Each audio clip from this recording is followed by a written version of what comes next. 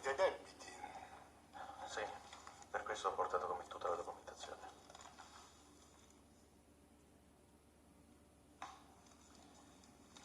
Commendatore, lei conosce fin troppo bene la situazione di Resort, quindi non la facciamo troppo lunga.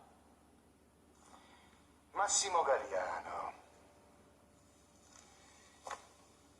Ma non ti basta di vedere dove ti ha portato tutta questa tua arroganza? Voglio controllare. Ne ho il diritto.